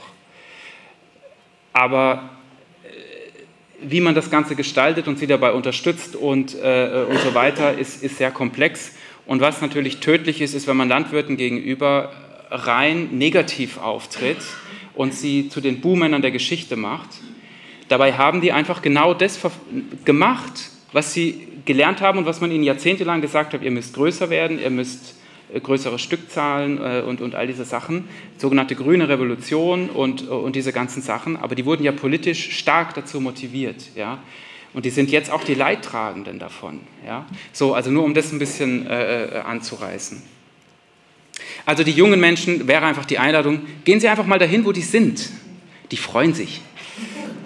Und es ist auch so ein Generationending. Ich kenne eine ganze Reihe von Initiativen junger Menschen, die schätzen das, dass auch ältere Leute, auch Rentner, Rentnerinnen oder so, sich da einbringen und so ein bisschen im Hintergrund da sind, ein bisschen mitgehen. Man muss nicht alles gleich ganz mitmachen oder sowas. Ich finde es eigentlich auch was Schönes. Ich glaube, die Zeit ist vorbei. Das war mal in Deutschland zumindest 80er Jahre, 90er. Da kamen auch die großen Antworten, die großen Bewegungen. Da kam viel aus dem Innenraum der Kirche heraus. Konnten wir auch mit so einem gewissen Stolz dann irgendwie so. Das wird halt immer weniger der Fall sein. Wir werden halt auch Leute sein, die mitmachen irgendwo und uns da einbringen. und halt auch gucken, was ist vielleicht so ein bisschen Reich Gottes und was auch nicht so. Ja? Wir haben eigene Kriterien dafür, katholische Soziallehre vielleicht, Kriterium der Lebendigkeit bei sich selber, subjektiv. Aber warten Sie nicht, dass die jungen Menschen bei dem Thema plötzlich dann kommen, weil es betrifft sie ja. Ich glaube, da können Sie jetzt noch ganz oft hier Werbung machen und in diesem Rahmen was anbieten, die werden nicht plötzlich kommen. Aber wir können uns vielleicht treffen und darüber austauschen über diese Themen und wir können dahin gehen, wo die jungen Menschen sind. Und unterschätzen Sie es nicht, wie viele junge Menschen an diesen Fragen dran sind.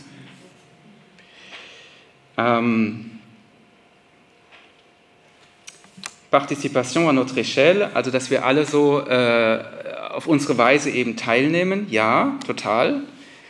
Und ich glaube, wir dürfen auch zugeben, dass wir echt nicht wissen, wie man sich transformiert, wie man Gesellschaft transformiert. Das gehört nicht zu dem, was wir in der Schule gelehrt haben, das gehört nicht zu dem, was wir in der Uni gelernt haben. Da muss ja auch im Bildungssystem sich ganz viel ändern. Wir produzieren in unseren Bildungssystemen Menschen, die exzellent ausgebildet sind, dass die Dinge bleiben, wie sie sind. Und jetzt müssen wir als Gesellschaften lernen, was es überhaupt heißt, in Transformation zu sein, être en transition. Was heißt das überhaupt? Und keiner weiß so richtig, wie es geht. Deswegen die Ermutigung, wenn Sie Ressourcen haben, zeitliche Ressourcen, wenn Sie Interesse haben, lernen Sie über die Transformation, lesen Sie mal was, schauen Sie sich was an, suchen Sie andere Menschen, von denen Sie was lernen können. Dass man da erstmal auch so platt ist von dieser Größe der Aufgabe, ist völlig normal. Ja? Und ich mag den Kolibri und ich finde es total richtig und das ist eine hilfreiche Haltung. Und gleichzeitig kann der Kolibri vielleicht ab und zu mal ein Buch lesen und mal mit jemandem sich treffen und auf einmal ist er vielleicht Teil eines, wie soll ich sagen, eines kleinen Heers von verschiedenen Vögeln und zusammen fliegen sie dann und dann auf einmal ist es schon mehr als der Kolibri oder irgendwie so. Okay, Sie verstehen. Es gibt auch andere Themen als Ökologie, absolut.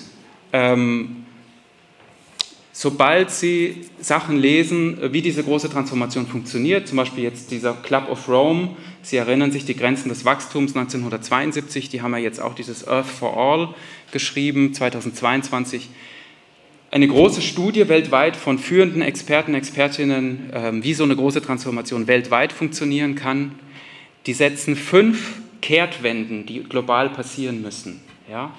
Das erste ist eine Kehrtwende, eine Armutskehrtwende. Wir müssen erstmal Armut viel stärker bekämpfen.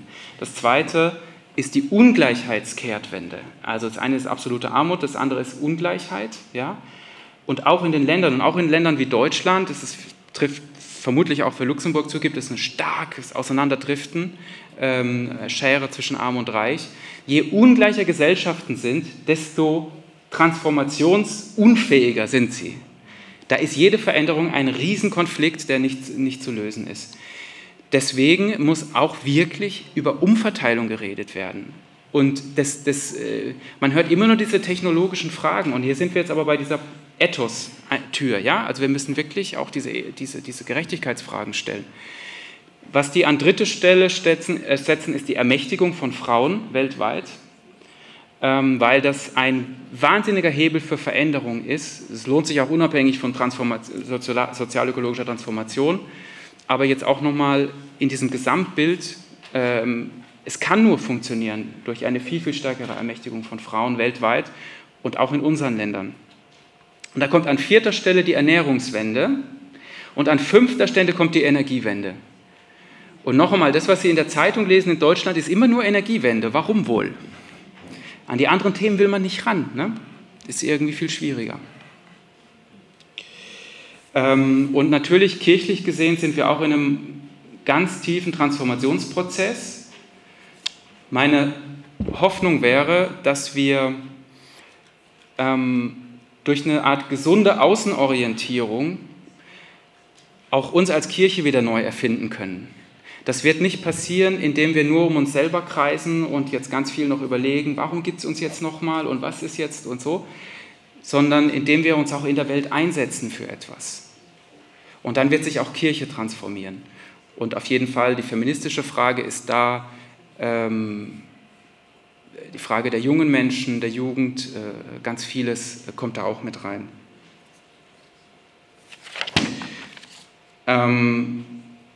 Und da möchte ich nur abschließend noch sagen, weil das kam ja auch am Ende in einem Statement, Ukraine-Krieg, Waffen zerstören auch ganz stark. Es gibt sogar Berechnungen, also die das berechnet haben, vielleicht haben Sie sich darauf auch bezogen, wie viel pro Tag CO2 im Ukraine-Krieg etwa produziert wird und so weiter. Und das ist alles furchtbar. Und dann ist es ein Dilemma und wir wollen dann sozusagen irgendwie was verteidigen, die Demokratie, wollen auch die Ukraine unterstützen, weil sie angegriffen wurde. Und trotzdem ist es ja auch ein riesen Umweltproblem und die Frage ist, hilft es eigentlich längerfristig, wenn dieser Krieg dann noch ewig weitergeht und so. Also ich habe keine Lösung und ich bin auch bei diesen Fragen kein Experte. Mich selber beschäftigt es unheimlich, wie jetzt einfach sich auch wieder ganz viel ändert beim Thema Krieg und Frieden, etwa von der deutschen Bundesregierung. Ich habe keine Lösungen, ja. Ich sage ja das immer mit diese Grundentscheidung für das Leben, sich für das Leben einsetzen und immer weniger für die Zerstörung, Zeit, Geld, Energie in die Zerstörung zu investieren. Das ist diese Grundentscheidung. Und aufbauend auf dieser Grundentscheidung wird alles Konkrete dann wieder wahnsinnig kompliziert. Also, ja, ich kann Ihnen da auch nichts anderes sagen.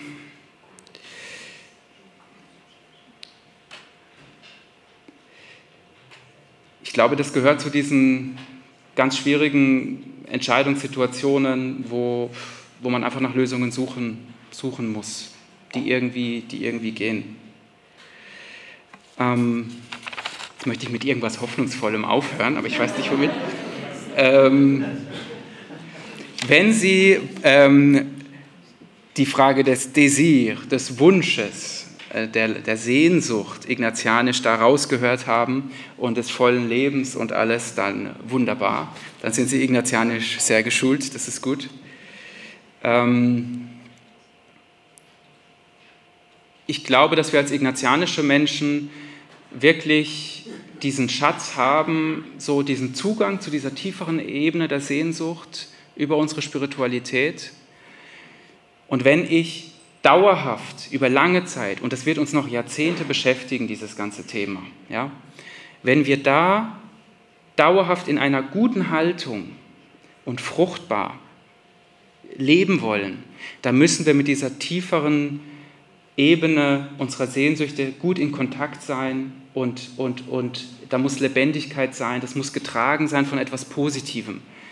Ich kann mal ein halbes Jahr lang aus Angst vor der totalen Katastrophe irgendwie sinnvolle Dinge tun, aber ich kann nicht allzu lang nur aus diesem Impetus heraus irgendwie spirituell gesund bleiben.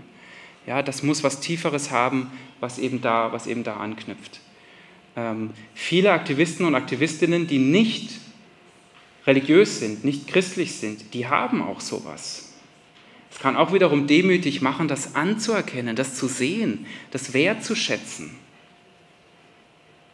Wir haben vielleicht eine Sprache dafür, haben eine Pädagogik, um Menschen auf so einen Weg zu helfen, aber wir dürfen immer auch anerkennen, schauen, obwohl das im Sinne von so einem Fundamentalglauben oder so einem Elementarglauben in Menschen auch einfach da ist. So, vielleicht war das jetzt auch ein voller Abschluss. Soll ich jetzt einfach abschließen? Genau, dann sage ich von meiner Seite einfach vielen Dank, dass Sie überhaupt hier gekommen sind und ja, für diese positive Resonanz und einfach Gottes Segen. Ich finde immer, da ist ganz viel, was passiert und das ist toll.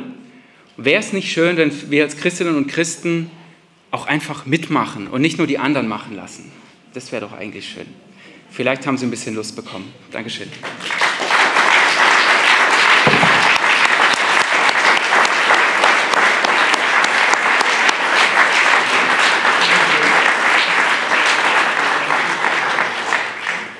Ja, es gibt kein Schlusswort heute. das kann es nicht geben. Es gibt das Dankeswort noch einmal an Fabian Moos für diesen reichen Abend und dass wir es für alle mit nach Hause nehmen und dann auch vielleicht morgen noch weiter daran zusammen nachdenken. Ein Übergangswort für morgen. Ihr wisst, Sie wissen, dass wir morgen noch einen Workshop haben. Da werden wir uns öffnen nach vielen Partnern, mit denen wir ins Gespräch kommen wollen, über das, wo die einen und die anderen Partner in dieser sozial-ökologischen Transformation schon aktiv engagiert sind. Und aber auch nicht nur, dass sie erzählen, was sie tun, sondern auch mitteilen, mit uns teilen, was sie bewegt, was sie motiviert, wo sie die Kraft nehmen zu ihrem Engagement. Ich freue mich sehr darauf. Wir sind morgen zu über 50 und die Frage hat sich gestellt, wenn noch die eine oder andere sich heute Abend gesagt hat, ja, da möchte ich auch noch dabei sein. Es gibt noch eine Möglichkeit für einige von euch, sich einzuschreiben. Hinten beim Ausgang, da könnt ihr euch melden, dann seid ihr morgen auch noch bei uns willkommen. Dann noch zwei Dinge, ganz kurz gesagt. Es gibt hinten eine Kiste, da steht drauf Participation aux frais, Unkostenbeitrag. Das ist nicht verpflichtend, das ist einladend. Machen Sie damit, was Ihnen gut und sinnvoll erscheint. Jedenfalls jetzt schon herzlichen Dank auch dafür. Und dann lade ich Sie ein, im Namen der Civics aus Luxemburg, um auf ein Glas anzustoßen, ein Verre de l'Amitié. Ja, wir feiern die 50 Jahre Civics in Luxemburg und wir feiern, dass wir glauben, der Zukunft eine Zukunft geben zu können. Und da lohnt es sich, zusammen einen darauf zu trinken. Herzlichen Dank an euch alle.